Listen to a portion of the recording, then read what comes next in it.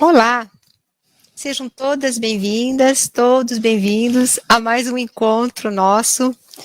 Eu sou a professora Sandra, sou a coordenadora dos cursos de pós-graduação aqui na Uninter, na área de meio ambiente, e como nossos encontros são sempre com temas novos, com pessoas bastante comprometidas com esses temas que a gente traz para conversar, tal, hoje não vai ser diferente. Então, nós vamos hoje falar sobre as políticas públicas voltadas para a sustentabilidade. E não podia ser uma pessoa melhor para falar com a gente do que o nosso professor Ricieri.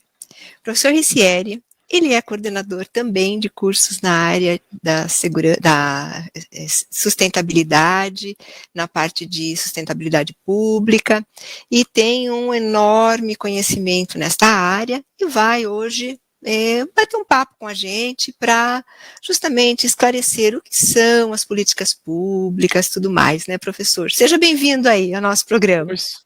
Legal, Sandra, obrigado pelo convite e boa noite a todos os nossos alunos de pós-graduação e os demais alunos que estão nos ouvindo essa noite. A Márcia também, que você falou que também está lá nos auxiliando. Firme! E assim como todos os outros amigos da Uninter, né, os colaboradores que estão com a gente. E fiquei bem feliz quando você pediu para eu falar essa noite sobre o tema de políticas públicas e voltar para a área de sustentabilidade, que é um tema que está tão em voga ultimamente, Sandra, e as pessoas estão se preocupando. Nos últimos anos, você vê a preocupação que a gente está tendo. Se você parar para pensar, Sandra, até 2030, esses dias eu estava lendo uma reportagem, o dobro de população que a gente vai ter e a quantidade enorme que a gente vai ter de pessoas nas cidades.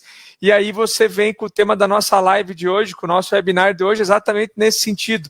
Como vão ser essas políticas públicas voltadas para a área de sustentabilidade? Ou seja, como que vai estar a nossa cidade lá em 2030, em 2040? Então, obrigado, Sandra, por estar aqui. Vamos trabalhar bem essa noite aí, se Deus quiser. Exatamente. A população não para de crescer, né? As políticas públicas vão sempre, parece que meio atrás do crescimento populacional, da densidade populacional, né?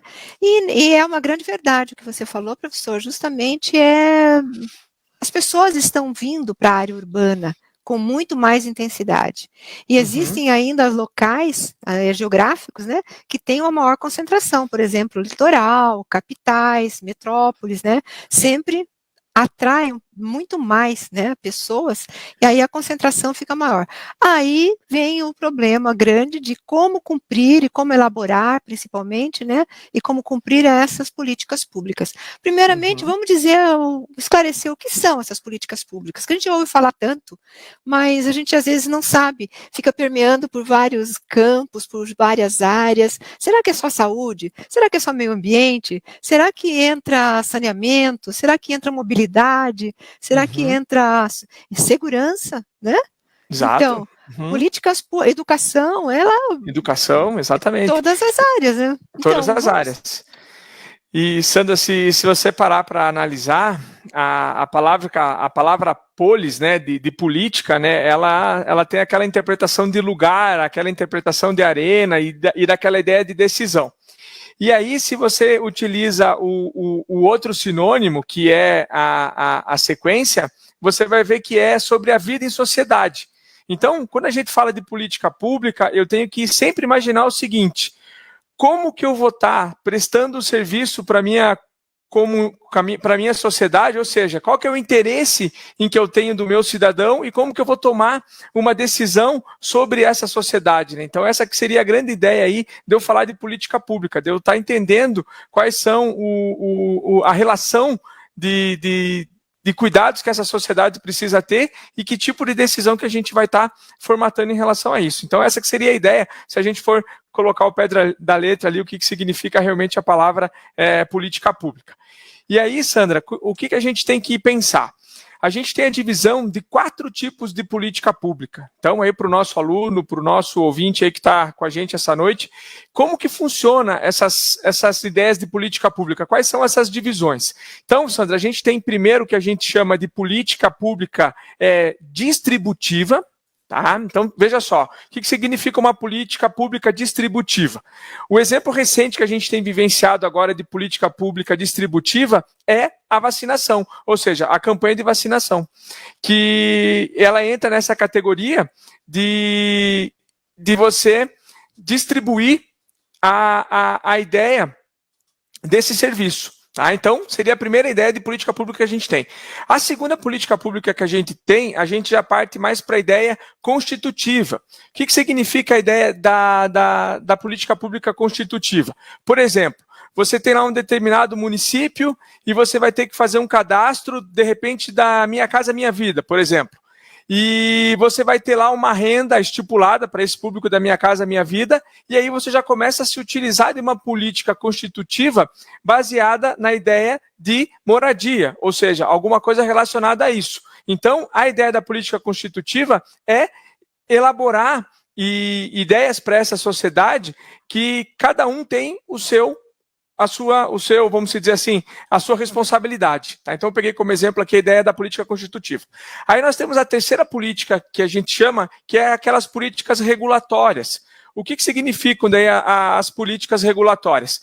Por exemplo, Sandra, estamos numa determinada cidade e você vê que cresce o número, de repente, de mortes no trânsito. E aí você se preocupa muito com essas mortes no trânsito e você pensa no seguinte: eu preciso criar uma política regulatória para diminuir, de repente, o excesso de velocidade ou informações ou campanhas nesse sentido. E aí colocar radares. Política relatória. Né? Oi? Colocar radares, que é muito Colocar radares, alguma coisa nesse sentido. E aí a gente dá o nome dessa política que a gente chama de política regulatória. E por último, a gente tem a política redistributiva. O que significa a política redistributivas? São aquelas ideias de isenção de impostos, de família, ou desconto na energia elétrica, algo nesse sentido. Então, o governante ele tem que estar entendendo que tipo de política pública que ele vai estar direcionando e ele tem que fazer a seguinte pergunta. No meio da sustentabilidade, em que a gente tem falado muito e a gente vai discutir bastante nessa noite, o que os governantes têm feito? Quais são as preocupações que existem nesse rumo? E aí, Sandra, eu falo com você o seguinte: ainda a gente tem poucas ideias, de repente, de uma política pública mais constitutiva, que é o que nós precisamos ter para o mundo de sustentabilidade. Por quê? Das 4 que eu comentei agora, a gente precisa evoluir nas 4, vamos dizer assim, com esse tema tão importante. Mas a constitutiva, nós temos que criar mais mecanismo para que a gente tenha, dentro da sustentabilidade, políticas públicas mais constitutivas, ou seja, algo igual eu comentei com você agora há pouco, que é aquela ideia de você gerar e estimular a sociedade como um todo. Isso tem integração, tem atores que entram nesta Constituição, vamos dizer assim, na hora de construir essas políticas públicas, na hora de efetivar, tem personagens mais importantes ou não? E outra pergunta também que me surgiu enquanto você estava falando, as políticas públicas, elas são variadas entre estado a estado, país a país, cidade a cidade? Então, Sandra, você sempre vai ter uma ideia da esfera dos 3 poderes. Então, você vai ter lá os ministérios, vai ter lá toda a parte mais do poder, vamos dizer assim, da União. E aí você tem a parte da ideia dos estados e você vai ter a parte do município. Então, por exemplo, você viu agora nos últimos anos aí em que a gente tem diversas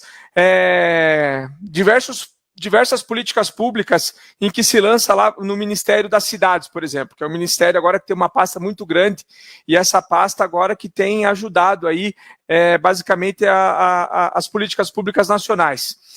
E aí você deve se perguntar, de quando que é a política pública, de repente, da mobilidade urbana? Quando que ela foi criada? Bom, a política nacional de mobilidade urbana, ela foi criada em 2012, ela é algo bem recente. E Muito aí você recente, tem, né, Ricieri? Muito recente. E olha que bacana, professora Sandra, a gente está falando de mobilidade urbana, que é um tema em voga agora ultimamente, assim como sustentabilidade, e a política nacional disso foi criada em 2012, ou seja, se fosse uma criança, ela teria 8 anos ainda. Então, pare para pensar quando essa criança tiver 18, vamos dizer assim, a maior idade dela vai ser lá por 2030. E aí, como que vai estar a mobilidade urbana relacionada com esse jovenzinho, ou seja, com esse adolescente? Então, eu sempre comento nas minhas palestras em que a gente tem muita política nacional, principalmente agora de mobilidade urbana, que eu lembrei, que eu estou citando como exemplo, em que são crianças. Ou seja, as políticas públicas ainda, vamos dizer, são recentes, e as pessoas estão criando ainda argumentos, projetos, para que a gente tenha uma mobilidade urbana melhor, né? Pegando como exemplo 2012. Então, vamos pensar assim, voltando na sua pergunta, a gente tem lá a mobilidade urbana de 2012, é uma política nacional, Sandra. Lá em Brasília, Ministério das Cidades, ok. E aí você é a nossa governadora aqui do estado e você precisa entender como que você vai se comportar. E aí você já tem os parâmetros da política nacional e você vem para o seu estado. E aí depois a gente vem para o nosso município. Mas assim, eu não posso fazer nada diferente do meu município, Sandra, do que eu tenho lá na minha política nacional. Eu posso sim melhorar, aperfeiçoar e criar algo nesse sentido. Então, quando a gente tem uma política pública, a gente tem que entender bem como que funciona as esferas em que ela está sendo feita. Então, eu estou pegando como exemplo aqui a mobilidade urbana, que é uma política nacional. E aí você é lá governadora de um estado ou você é prefeito de um determinado município e você tem que estar se embasando naquela lei. Aí você vai entrar na lei, vai verificar tudo certinho e aí você vai entender qual que é a sua população, o que a sua população está necessitando e você vai estar trabalhando nesse sentido. Então, é muito amplo a gente falar de política pública nacional e às vezes lá naquele município, Sandra, você não consegue levar aquela determinada política nacional, entendeu? Então é bem difícil quando a gente fala de política pública, mas é um estímulo, porque é uma lei em que os munícipes ou os municípios têm que cumprir, né, para o seu munícipe, vamos pensar assim. Na verdade, essas políticas públicas federais, né, que vêm lá de cima, né, da esfera mais elevada, ela dá as diretrizes.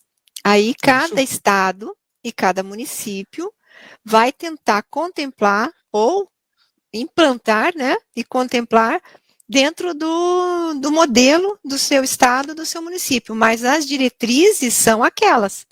Você pode modelar ou então fazer um planejamento que molde ela para o seu estado. Por exemplo, é o caso da saúde. A saúde está na Constituição, que é um direito de todos. Sim. Né? E o já Estado nos primeiros artigos. Fornece, isso. Mas existem estados que conseguem implementar, como, por exemplo, o estado de São Paulo, a parte dos estados do Norte e do Nordeste, não todas as cidades, mas tem estados que já estão começando a implementar, não só da saúde, como dos resíduos sólidos também, que é uma lei nova, né, da sustentabilidade, uma política pública bem recente, 2010, 2 anos mais velha que a sua só, mas também é nova, né? E a gente fala e vai modelando, vai trazendo para o estado, vai trazendo para a cidade, né? E aí a integração vai tendo com a sociedade, com os indivíduos. Exatamente. Não é mesmo? E olha que bacana, você falou da de 2010, né, que é a de resíduos sólidos, e a de saneamento básico é de 2007, né, ou seja, a ideia do saneamento básico também é uma ideia recente de a Política Nacional de Saneamento Básico. E bastante interessante a gente comentar, professora Sandra, é o seguinte, aí as pessoas entram lá nos outros países e elas verificam determinadas políticas públicas em que dão certo lá. Então, se você parar para pensar e estudar, você verifica, né? Por exemplo, pegando como exemplo algo que eu preparei aqui para a palestra de hoje, que eu fui estudar. Lá em Los Angeles, professora Sandra, eles têm, dentro da área de sustentabilidade, galerias subterrâneas, falando agora de um problema que o Brasil está enfrentando muito grave agora, que é o sistema de água, né? Ou seja, o racionamento e todo o desafio que o povo brasileiro tem passado. Eu fui buscar uma política urbana lá dessa cidade. E aí eles têm galerias subterrâneas de infiltração que eles controlam, de repente, as ideias de enchente, que não é o caso agora, mas Águas eles devolvem... pluviais, né? Exatamente, e eles devolvem essa água de chuva ao sistema de abastecimento. Ou seja, e eles têm isso muito claro dentro da política pública da cidade de Los Angeles, exatamente, de repente, para você conseguir fazer todo esse processo. E aí você pensa assim, mas você está falando de um país de primeiro mundo, Ricieri, e isso aqui na minha cidade aqui vai ser um pouco mais de dificuldade, ou seja, um município menor. Mas assim, a ideia é que esse jovenzinho aí de 8 anos, ou seja, essa criança de 8 anos, já ela vai estar com 18. E eu não posso pensar que ela não vai ter 18 anos daqui X tempo. Eu tenho que imaginar como que vai ser o meu processo de irrigação em relação ao que o professor Ricieri acabou de ler sobre o que acontece numa cidade de primeiro mundo. Isso o munícipe, ou o prefeito, ou o governante daquele determinado município, ele tem que entender, se isso já foi feito lá, já tem uma certa época, ou seja, já está 20, 30 anos sendo organizado numa determinada cidade, vai ter que chegar aqui no meu município pequeno. E às vezes, Sandra, é isso que acontece com a gente. Meu município é muito pequeno, esse controle aí é só para o professor Ricieri falar junto com a Sandra, um blá blá blá aí, eu nem vou dar atenção. Aí o gestor público está pensando errado. Se ele pensa numa política pública de longo prazo e vai criando esses caminhos, na próxima live, se Deus quiser, eu, a Sandra, em 2030, a gente vai estar falando, olha, aqui numa cidade do Brasil aconteceu a mesma coisa. Então, Sandra, é muito difícil a gente falar do município pequenininho ali, que também precisa fazer a política pública dele andar, e vir essa característica que eu estou te falando agora. Não vai dar, deixa para depois, algo nesse sentido. Então, a gente tem que ser motivado, né, Sandra? Exatamente, mas o que tem motivado bastante a parte de implementação de políticas públicas ou elaboração de políticas públicas com mais assertividade é a Agenda 2030, que é a agenda de 2030, que é contemplada pelos 17 ODS. E esses ODS, né, estão intrinsecamente ligados com políticas públicas nacionais, principalmente na área de políticas de saneamento, de água potável. São 17, né? A gente vai falar, vai lembrar, vai pensar assim em alguns eu vou só compartilhar uma tela aqui, Sandra, que eu pensei exatamente que você ia comentar sobre isso, e aí eu preparei algo nesse sentido. A importância que foi sobre a Agenda 2030, acho que vocês já devem estar vendo a minha telinha aqui, eu já vou chegar nela, que está aqui embaixo. E eu quero passar exatamente isso daqui. Então, olha só que interessante. Quando a gente fala da política aqui, né, dos objetivos do desenvolvimento sustentável, eu tenho que pensar o seguinte, essa telinha, não sei se você está conseguindo enxergar, está escrito ali, a interação das ODS com as políticas nacionais. Então, para o nosso aluno que está nos ouvindo agora, as ODS, elas serviram aí, vamos dizer, de estímulo ou de motivação, de base, vamos usar essa palavra base. E aí você já tinha uma política nacional andando lá, vamos pegar de saneamento básico, que é de 2008, que a gente acabou de comentar aqui, 2007, e aí entrou uma ODS. Como que o gestor público ele tem que fazer para encaixar essa política nacional de saneamento básico com a ODS? Então, é exatamente isso que as pessoas se preocuparam depois, Sandra. Então, esse quadro aqui vai representar bem. Então, por exemplo, quando a gente fala lá da primeira ODS, que é acabar com a pobreza em todas as suas formas, em todos os seus lugares, que é o número 1 aqui na minha tela, você pode identificar o seguinte, que a gente tem ela lá na PNEA e a gente tem ela na PNMC. O que é a PNEA e a PNMC? Vamos só descer aqui na minha legendinha que você já vai descobrir. A PNA é a Política Nacional do Meio Ambiente e a PNEC é a Política Nacional de Educação Ambiental. Então, o que eu tenho que entender?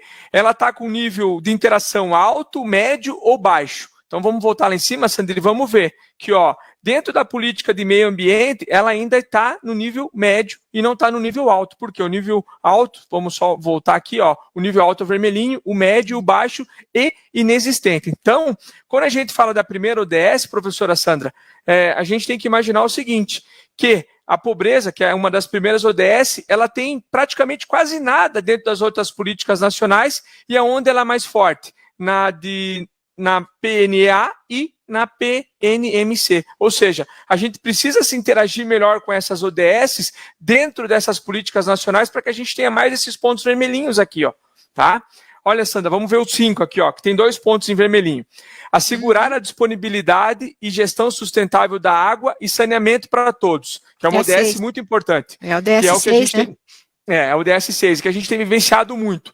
E pode ver, ó, ela já está mais forte na PNARH e na PNRS. O que vem a ser essas duas aqui? Vamos só baixar aqui e a gente já vai descobrir. A Política Nacional de Recursos Hídricos, ou seja, PNRH, e a outra que é a deixa eu achar aqui, que é a PNRS.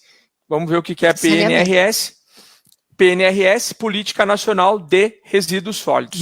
Ou seja, a gente tem uma integração grande da política da ODS número 6, e pode ver, Sandra, que ela está vermelhinha aqui já dentro desses 2 itens, mas mesmo assim continua inexistente. Por exemplo, na PNNF, por que não entrou na PNNF? O que significa essa PNNF? Está aqui, ó, Política Nacional de Informática. De repente não tem muito a ver, por isso que está inexistente. Mas será que não tem a ver, Sandra? Uma política tão importante de água, de repente, nesse público? É isso que a gente tem que tentar interpretar agora nessa integração. Como ter a integração das nossas ODSs com essas políticas públicas nacionais. Esse é um grande desafio, Sandra, não só para mim, para você, para o pessoal que está nos assistindo, fazer essa relação. Porque como a gente tem uma base, que é essa ODS, quando a gente entra numa política nacional com essa base, em 2030, em 2035, as coisas podem estar correndo de uma maneira melhor. Bem lembrado, porque esta interação, você falou que é inexistente, né, na parte da tecnologia. Se a gente falar em saneamento, em captação de água, em distribuição de água, saneamento, esgoto, cada dia mais é necessário e está sendo implementado a tecnologia. Por exemplo, nós temos já em quantas cidades já tem as bocas de lobo que são inteligentes, aonde tem a drenagem urbana, ela é conforme a densidade ou a intensidade da chuva, conforme a quantidade de efluentes que vai passar por ali, ele já calcula o quanto ele vai suportar ou não. A abertura dele e tal. Então, é bem interessante. Isso é uma das técnicas e uma das tecnologias, né, que está sendo implementado. Inclusive, a captação da água hoje, cada vez está precisando ser mais distante, porque os locais que eram feita a captação mais próximo das cidades, né, elas já estão ou contaminadas, ou estão com um nível de reservatório muito baixo. Então, cada dia mais as cidades estão buscando com um reservatório mais longe, com fonte de água, com classificação para ingestão, cada vez o rio fica mais longe para a captação. E isso precisa de tecnologia, não basta colocar só a tubulação e trazer. Existe tecnologia para isso. Então, aquela parte ali inexistente, ele vai começar a ficar amarelinho logo, logo. Então, e como tudo isso é muito novo, vamos só olhar aqui nos meus rascunhos, de quando que é a Política Nacional da Informática? Essa acho que é um pouco mais antiga, é de 1984, que deve ter alguma coisa relacionada a isso. E já que a gente está conversando sobre ela, a linhazinha aqui, que vocês podem acompanhar comigo, lá na última coluna, inexistente. Então, Sandro, o que você falou cai como uma luva agora. Por quê? Porque é a preocupação que eu e você e o nosso aluno que está nos ouvindo agora, como que ele vai estar fazendo tudo isso. Vamos pegar mais uma ODS agora, Sandra, que é número 15. Essa é interessante. 15, que é proteger e recuperar e promover o uso sustentável dos ecossistemas terrestres, gerir de forma sustentável as florestas, combater a desertificação e deter e reverter a degradação da terra e deter a perda da biodiversidade. Então, nós temos 2 alto aqui e 4, vamos dizer, inexistente. Aonde que ela está sendo mais forte? Vamos verificar aqui na Política Nacional de Meio Ambiente e na Política Nacional do RH. O que é a do RH? Vamos só olhar aqui. A do RH de Recursos Hídricos. Então, quer dizer, olha que interessante ainda os pontos inexistentes que a gente tem e a força ainda que a gente pode ter na ODS número 15. Ou seja, como que vai integrar cada vez mais esse ponto tão importante que é a da biodiversidade, algo assim, com as políticas nacionais.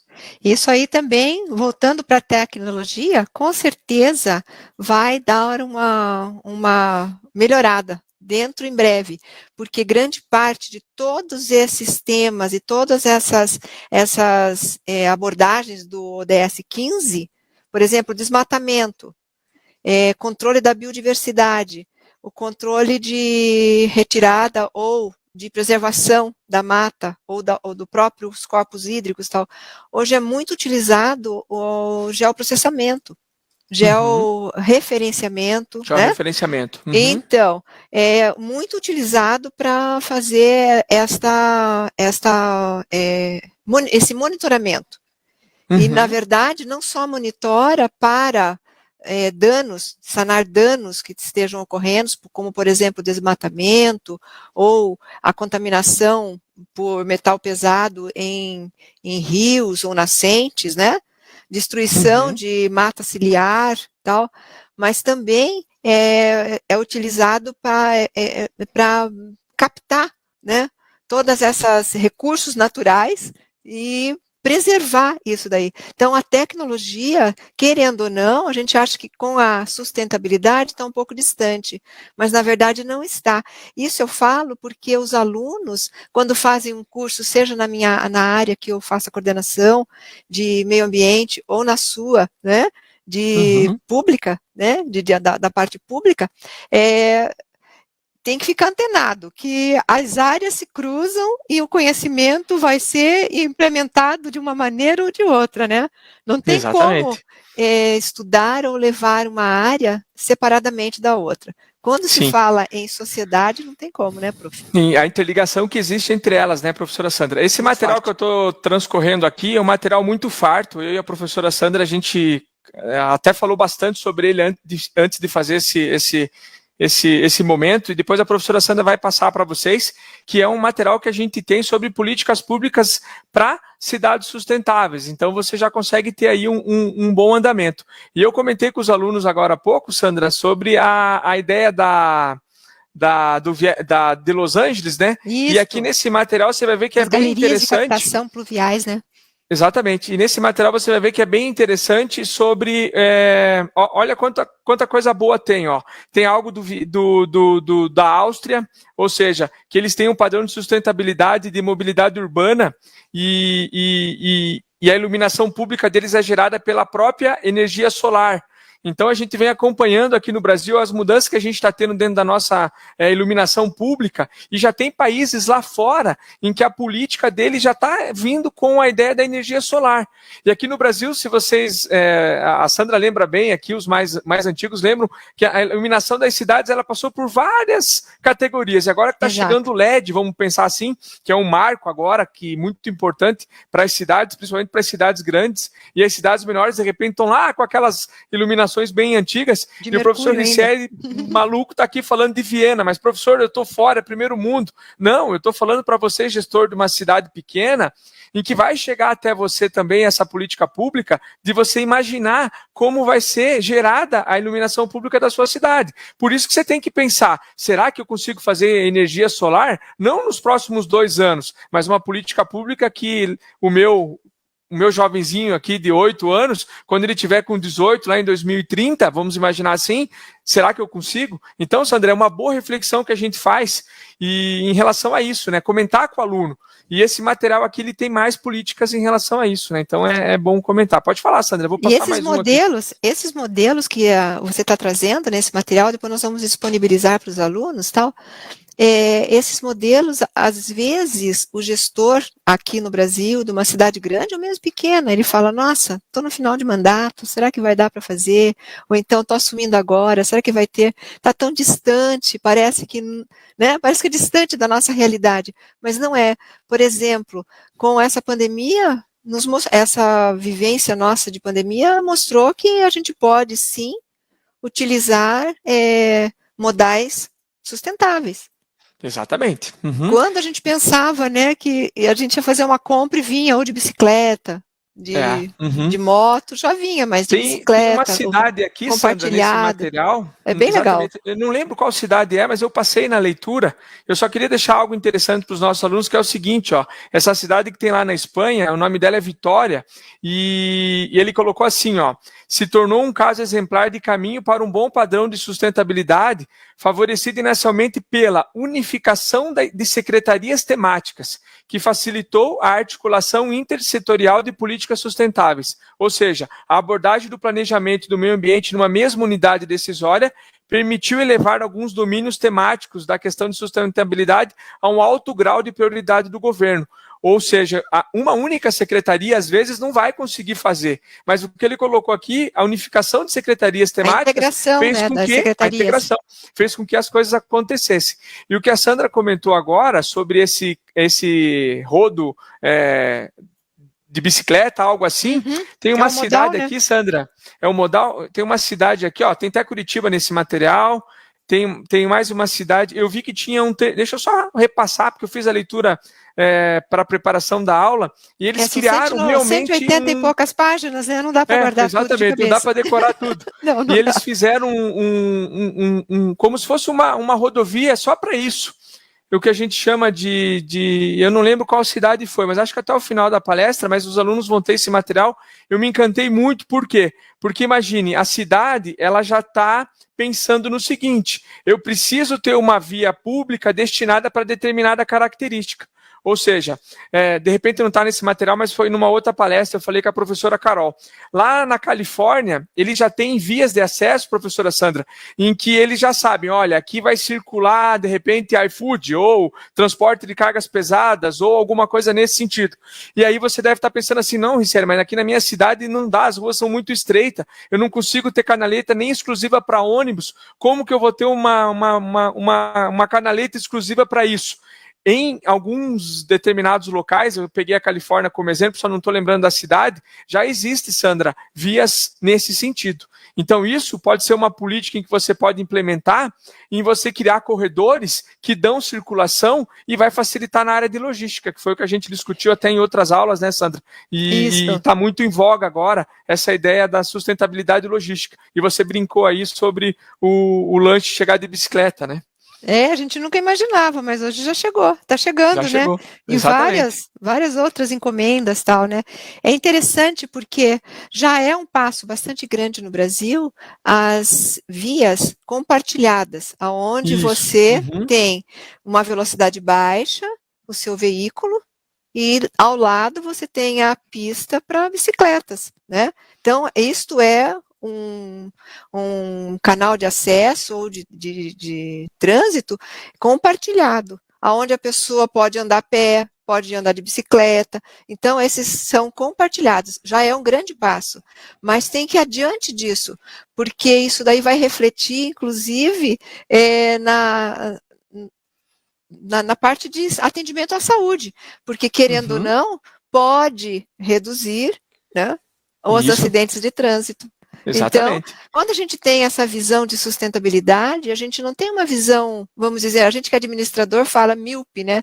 Único, num foco único, né? A gente tem que ter uma visão mais sistêmica. Às vezes, você como gestor público ou como representante, né, do seu setor, do seu município e tal, imagina que isso está muito distante ou é inviável. Mas muitas vezes não. Tá vendo? Isso tudo está dentro das diretrizes daquela lei que o professor Ricieli falou no início da palavra. Né? Isso.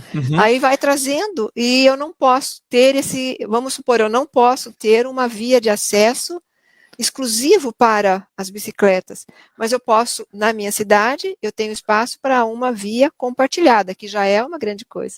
Ou então para pedestres, porque hoje as pessoas andam muito a pé também, né? E isso tudo é muito novo, muito recente. Até pouco tempo atrás, eu digo até 10 anos atrás, isso era pouquíssimo, tanto é que a gente faz seminários, está sempre atrás de estudar e de conhecer. Tem países como Colômbia, que tem Peru, o Chile, que tem galgado cada dia mais espaço para a mobilidade urbana, aonde tem as ciclovias. Cada dia aumenta mais os quilômetros que são feitos pelos gestores. Isso teleférico, né? Em alguma cidade aí da Colômbia, acho que foi um teleférico, ganhou o prêmio mundial, sim, não sei o que, de mobilidade, mundial, né? De mobilidade. Sandra, esse quadro que eu tenho aqui agora, isso é para falar com o nosso aluno que deve estar pensando assim, nossa, o professor Richard está falando só de cidade importante no mundo, vamos falar de uma coisa nacional. Então olha que bacana para os nossos alunos do Brasil inteiro. Essa cidade aqui de Marechal Cândido Rondon é no oeste aqui do estado do Paraná. E olha que interessante, Sandra, essa política aqui que eles criaram aqui.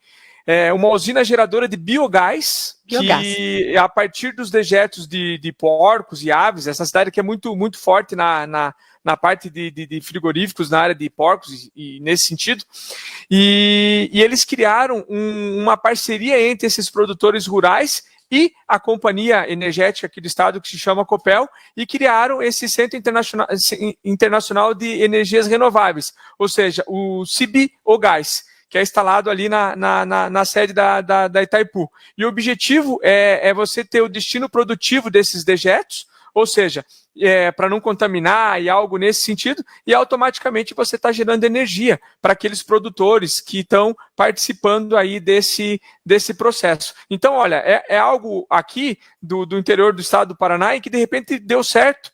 E eu já vi que em Ponta Grossa também eles já estão utilizando várias usinas de biogás. Ou seja, são duas cidades, uma cidade maior, né, no caso de Ponta Grossa, uma cidade grande quase aqui no estado, e uma cidade pequena que é Marechal Cândido Rondon, lá no oeste do estado. Mas isso faz noção para o nosso aluno que está espalhado em todo o Brasil entender que já tem também políticas boas dentro do nosso estado voltada para a sustentabilidade, em que agora ele precisa, de repente, pensar na cidade dele. É fácil de montar uma usina de biogás? De repente não, mas é um projeto de política pública que vai estar gerando energia e algo nesse sentido. Então eu peguei coisa caseira aqui, Santos, isso aqui é do nosso estado aqui. Isso então é uma parceria muito interessante, né? Já tem alguns anos já com a Itaipu. Isso. Aquela usina, usina de energia elétrica, né? Que fica na fronteira lá com o Paraguai e tal. Eles têm uma parceria bastante interessante com os agricultores. Inclusive não é parceria só para a geração de biogás nas propriedades. Eles vão, montam, dão as tendas, dão o treinamento e oferecem todo o suporte, né? E aí